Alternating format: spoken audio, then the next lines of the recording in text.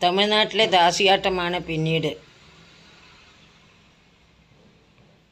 മോഹിനിയാട്ടമായിട്ട് പരിണമിച്ചത് എന്ന് നമുക്കെല്ലാം അറിയാം. മുൻകാലങ്ങളിൽ ദാസിയാട്ടം ക്ഷേത്രങ്ങളിലാണ് അവതരിപ്പിച്ചിരുന്നത്. പിന്നീട് അത് ക്രമേണ പരക്കെ തന്നെ പല സ്റ്റേജുകളിലും ഇപ്പോഴും അവതരിപ്പിക്കുന്നുണ്ടെന്ന് നമ്മൾ മനസ്സിലാക്കിയിരിക്കുന്നു, നമ്മളത് കണ്ടിരിക്കുന്നു. ദാസിയാട്ടത്തിൻ്റെ സംസ്കൃത രൂപം ഭരതനാട്യം എന്നാണ്.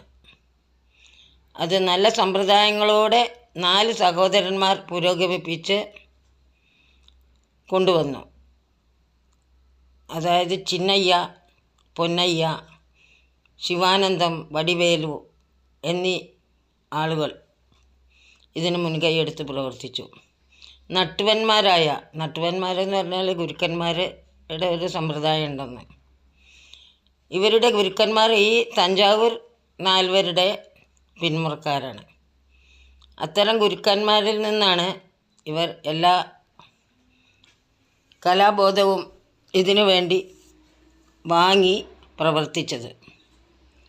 19-ാം നൂറ്റാണ്ടിലെ ഈ കലാസൃഷ്ടി പിന്നീട് വിഖ്യാത നർത്തകിയായ രുക്മിണി അരുന്തേൽ ദേവദാസി നൃത്തശൈലിയുടെ പൂർണ്ണ സ്വഭാവം പരിഷ്കരിച്ച് മാറ്റി ലോകപ്രശസ്തമായ ഇന്നത്തെ ഭരതനാട്യമാക്കി മാറ്റി.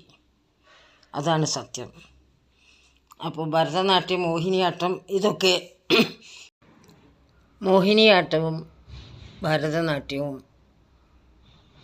ഇത് രണ്ടുമാണ് ഏറ്റവും പ്രാധാന്യമർഹിക്കുന്ന 2 നൃത്തരൂപങ്ങൾ.